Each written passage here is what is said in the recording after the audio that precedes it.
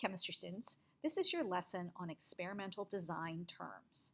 It's a review, as I'm sure you have heard many of these terms in your previous science courses, but they are very important to understand and know how to use and what they mean for chemistry as well. So we're going to go and have a quick review using a theoretical experiment on plants. So please be sure that you take notes. Here we go.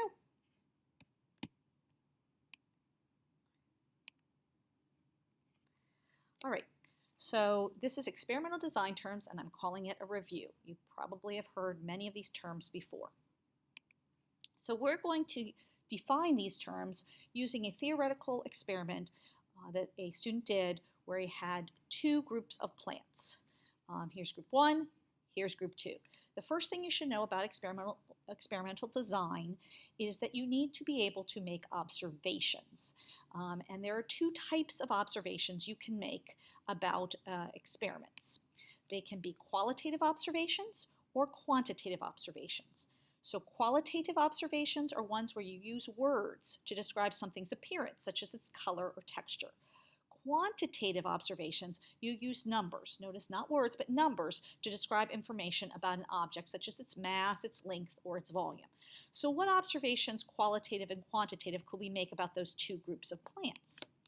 Well, qualitative for the first group here would be, again, words. They're green, and if I could look at them more closely, I'd see the stems are strong and they have large leaves. Qualitative for this one, you'll notice that they're yellow-green. They have weak stems and they have smaller leaves or small leaves. Those would be describing observations using words. Quantitative, and N meaning number here, are always going to have a measurement involved or a number involved. So perhaps you measured the mean height of the plants here in this group, and you found that their average height was 3 centimeters. Maybe you also looked at each stem and counted the number of leaves, and you found the mean number of leaves per stem was 3. So again, those would be number observations, quantitative observations. For the second group of plants, you can see that the mean height was lower, 2.2 centimeters, and the mean number of leaves per stem was 2. But again, qualitative words, quantitative with the N, numbers. A couple of quick definitions. Parts of experimental design. The part of the experiment that is controlled or changed by the experimenter is called the independent variable. This is the variable that is being manipulated. That's maybe what you used when you were in younger grades, the manipulated variable. But the independent variable is the part of the experiment controlled or changed by the experimenter. Now there are levels, and that just is a word for groups of the independent variable. One of the levels is often the control group, and the other levels are the experimental group. So that's the independent variable.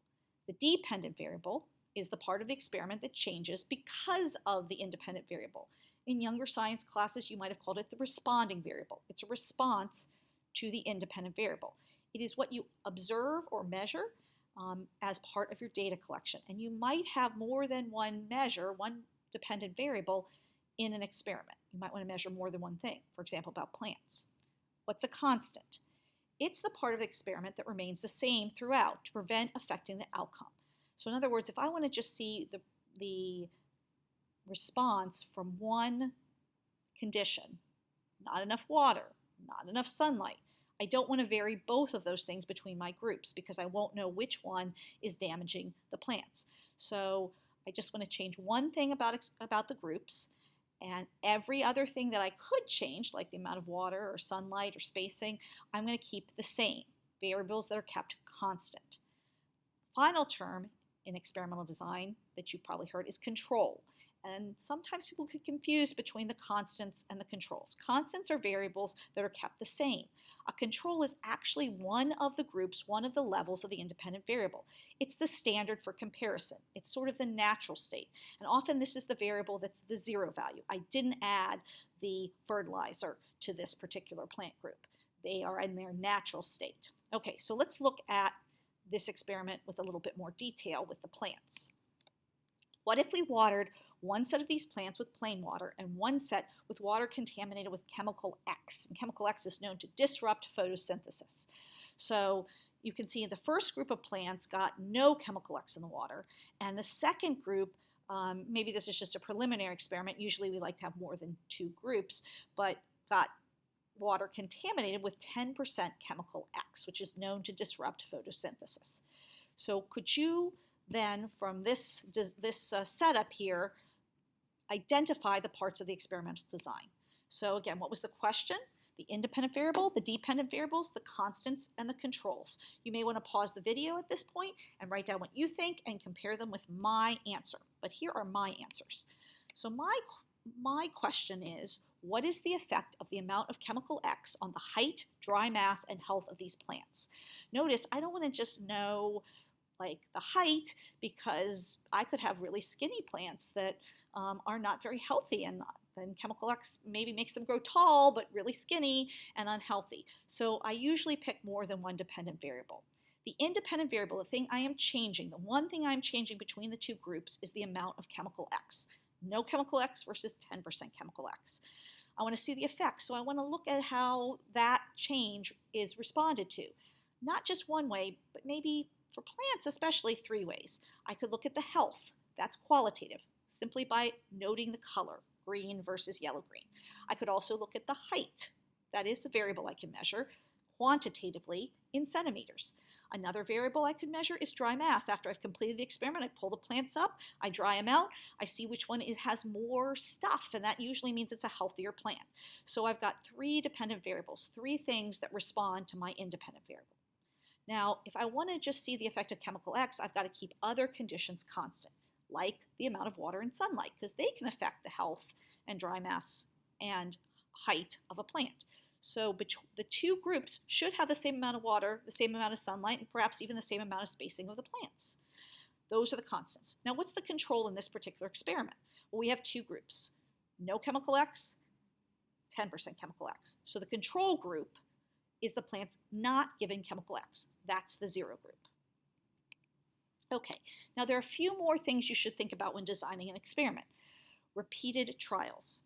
Repeated trials are repetitions of the experiment. You repeat trials to look for the reliability, you might want to underline that word, of your data, which is the extent that the results remain consistent over repeated tests of the same subject under identical conditions. If you're testing something and you're have good constants, you're going to be repeatable. That's the idea. You don't want to, for example, in a very different situation, have a drug that when you give it to one person, it kills them, and to a different person, it makes them better, and to a different person, well, it helps a little bit, and a different person, it helps not so much. You want to hopefully hope that every time you give the drug to a person who's sick, they're going to do the same thing. Either it works, oh, they get better, or it doesn't. You don't want it all over the place. You probably aren't keeping things constant. So repeated trials tell you about the reliability of your data. Now, with any experiment, you have to have a hypothesis. Our plant experiment might have been just a preliminary experiment that we're going to expand. And after we look at our preliminary experiment, we write a testable explanation, an educated prediction. Notice there is a because statement. So it's an and, if, then, because. Now, there's also something called the null hypothesis, and we're going to do more of this in our more advanced classes, but you should know what it is. It's a general statement that there's no relationship between 2 measured phenomenon or no association among groups. When evaluating your experimental data, you usually want to reject the null hypothesis, indicating there is a difference in the groups. And there are some specific mathematical criteria for being able to reject the null hypothesis that we'll be doing more of in our more advanced classes. However, you want to be sure you understand what this is, and you want to understand that we don't want the null hypothesis to be something that we can support. It's, for example, going back to the drug. I've got a drug that's going to help this illness. That's what we want, a hypothesis because it attacks this particular bacteria. We don't want, I've got this drug, I don't think it's going to work. I don't think it's going to make any difference. That would be our null hypothesis. And nobody's going to give you funding to prove something doesn't work. So we're trying to reject the null hypothesis. Finally, you're going to have to learn a little bit about graphing, because graphs really help us analyze data and looking for patterns in our data. Okay, so let's look at our plant experiment again. And could you write a research and a null hypothesis for this particular preliminary experiment? And then maybe we would expand it and test it some more. So what would be the research hypothesis? What would be your null hypothesis that you were hoping to reject? This would be mine. If this type of plant is treated with a 10% chemical X solution, then the plant will not be as healthy as the control group, indicated by reduced height and lack of green color, because chemical X has been shown to disrupt photosynthesis. So again, you'll notice there's an if, there's a then, and I also have a scientific principle that I am basing it on. It's not just a guess, it's a because. The null hypothesis for this particular experiment would be, if this type of plant is watered with 10% chemical X solution, then the plant will not show any difference from the control group.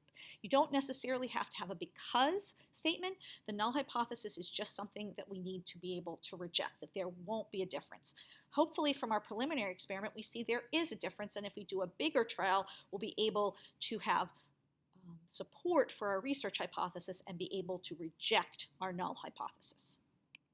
So that is our lesson on experimental design terms. Remember, you can always watch this again, and you can always go and see me for help if you're having any trouble. Thanks very much.